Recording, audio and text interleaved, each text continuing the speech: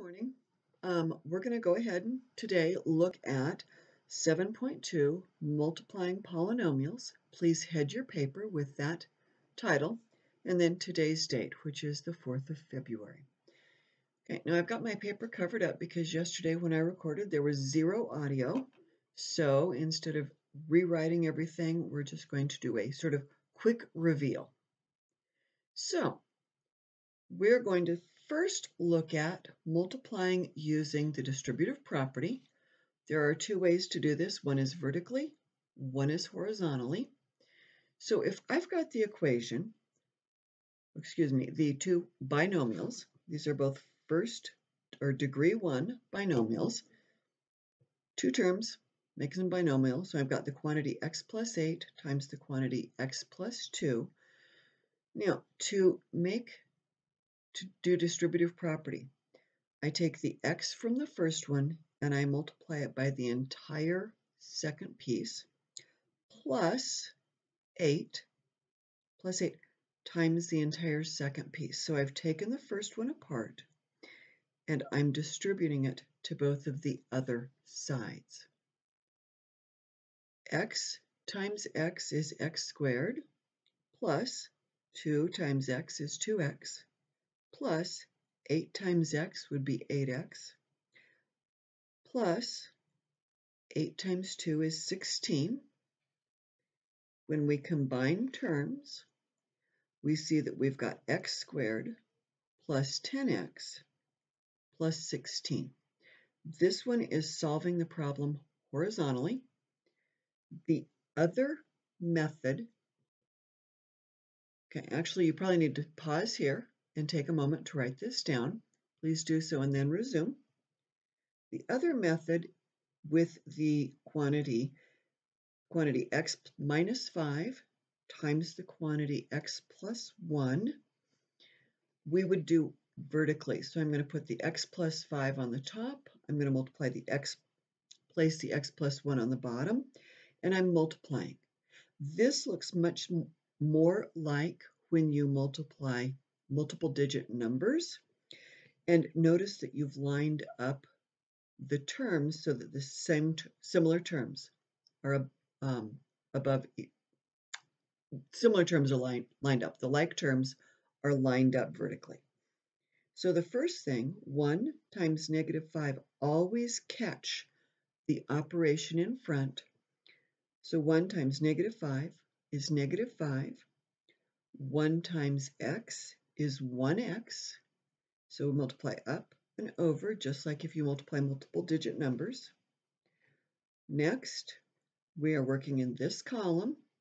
So again, thinking back to the way we multiply numbers, x times negative 5 is negative 5x.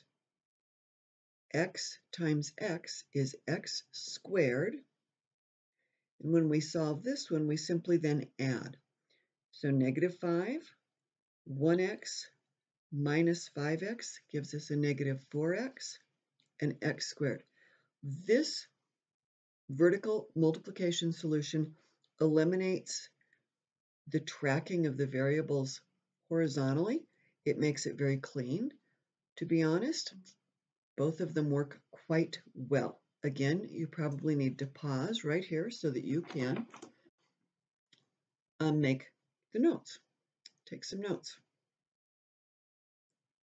Okay, so now next we're going to look at multiplying using a table. It's also known as an area model. So we've got the two equations, 2x plus 3, that quantity, times the quantity x minus 3. And you'll notice I've circled the minus 3. We keep that together. We catch the operation with the number. So for that problem, I take the 2x and the 3 from this portion, and I line them up again along the top. Take the x minus 3, and it's x and minus 3. And this is an area model. This is actually what a multiplication chart does for us. So 2x and 3 are on one side, x and negative 3 are vertically. It doesn't matter which way they go because of the commutative property of mathematics. So x times 2x becomes 2x squared. X times 3 becomes 3x. Negative 3 times 2x is negative 6x. Negative 3 times 3 is 9. And I'm going to grab each one of these boxes, each of these areas. 2x squared plus 3x minus 6x minus 9. Combining like terms, we would have 2x squared plus 3x minus 6x is minus 3x minus 9. Again, pausing as you need to take notes. Okay, the next thing we're going to look at, so we've got a vertical and a horizontal method using distributive property. We've got an area model. And now we're going to go ahead and use FOIL. FOIL is an acronym. It's a mnemonic device that helps us remember the order. FOIL stands for first, outer, inner, last. So if we're looking at terms, first terms, the first in each expression, outer terms, inner terms, last terms. And if you look at this, I think it kind of makes this amusing little face.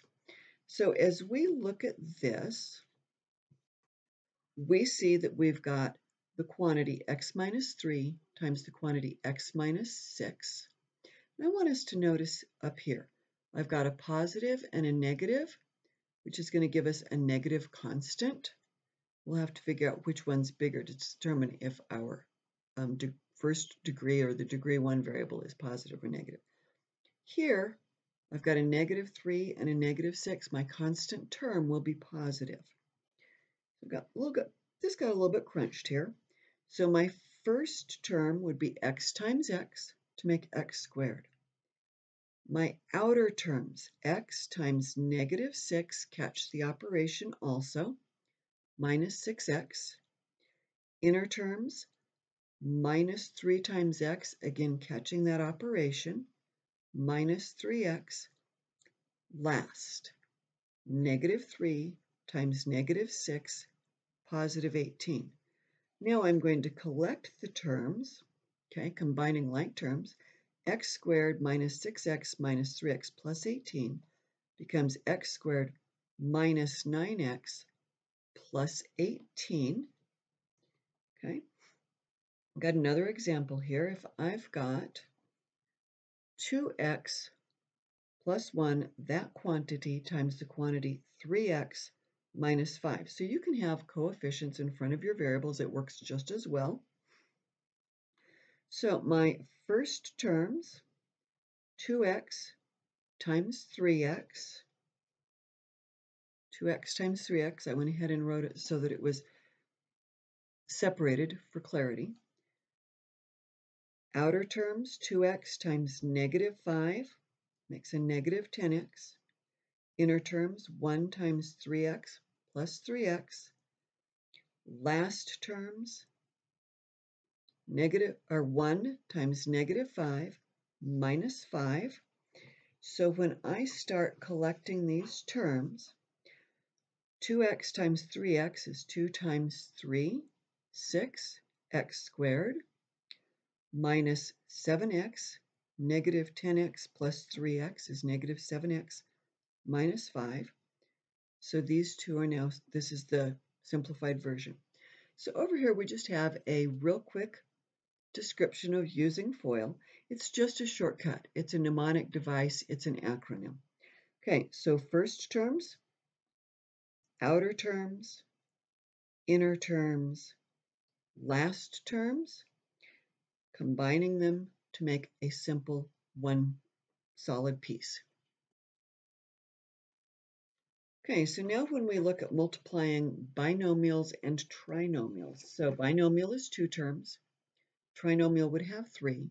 So I've got the quantity x plus 5 times the quantity x squared minus 3x minus 2.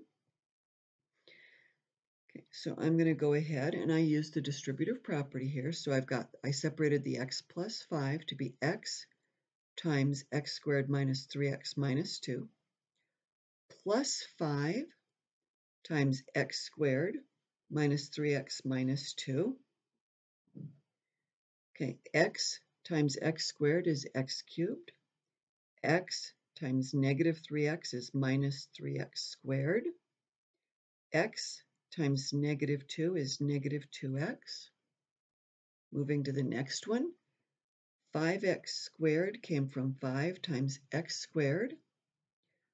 5 times negative 3x became negative 15x.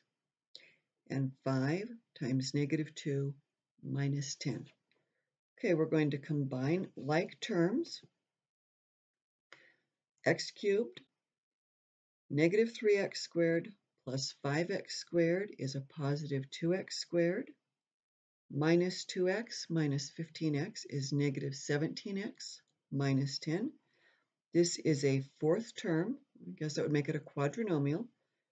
The degree is 3. The leading coefficient is 1.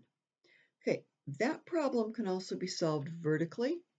So I've got the x squared minus 3x minus 2. I tend to put the longer phrase on top. I would put the shorter phrase on the bottom. So that would be the x plus 5. So we're going to solve the same equation. Just make a note we're multiplying. So we're going to multiply 5 times negative 2 is negative 10. 5 times negative 3 would be negative 15. 5 times x squared is 5x squared.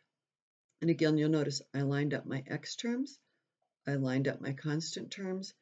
There was not a cubed or a squared term here. So we're now working in this column. X times negative 2 is negative 2x. X times negative 3x, negative 3x squared. X times x cubed, or I'm sorry, x times x squared is x cubed. I would then add. So when I add these, starting over here, x squared, 5x squared minus 3x squared is 2x squared. Negative 15x minus 2x is negative 17x minus 10. You can see it doesn't matter which way we solve this. We got the same answers both ways. Okay, the next problem, and you all know how much I love hockey. So, in hockey, a goalie behind the goal line can only play the puck in this trapezoidal region. So it's this section right here. It's this trapezoid. So, first, write a polynomial that represents the area of the trapezoidal region. Well, there's two ways to write the area of a trapezoid. We're going to go with the area is base 1 plus base 2 divided by 2, so we're averaging times the height. I think for simplicity here, it's going to be 1/2 the quantity base 1 plus base 2. I left my subscript 2 off here, times the height. Now I'm going to just substitute in. Base 1 is x. Base 2 is x plus 10, so base 1 plus base 2 times the height. The vertical height is x minus 7. Okay, and for this one, I'm going to leave the 1/2 out in front. I'm going to add x plus 10, and I got 2x plus 10. Then using FOIL. First would be 2x times x for 2x squared. The 1/2 is again out in front. It will be distributed later. Outer, 2x times negative 7, negative 14. Inner, 10 times x is a positive 10x. Last, 10 times negative 7 is a negative 70. So when we combine terms, we're going to have 1/2 times the quantity, 2x squared, negative 14x plus 10x is negative 4x minus 70. Distributing the 1/2, 1/2 times 2x squared is x squared. 1/2 times negative 4x is negative 2x. 1/2 times 70 is 35, so the area is x squared minus 2x minus 35. And last, we're going to find the area of the trapezoidal region when the short base is 18. So I'm going to substitute in here. Hold on, let's get the paper restraightened. The area equals x squared minus 2x minus 35 from above. I'm going to substitute in 18, so the area is 18 squared minus 2 times 18 minus 35. 18 squared is 324 minus 2 times 18, which is 36, minus 35, and when I total that up, the area is 253 square feet. So the hockey trapezoid is 253 square feet when the short base is 18. Thank you.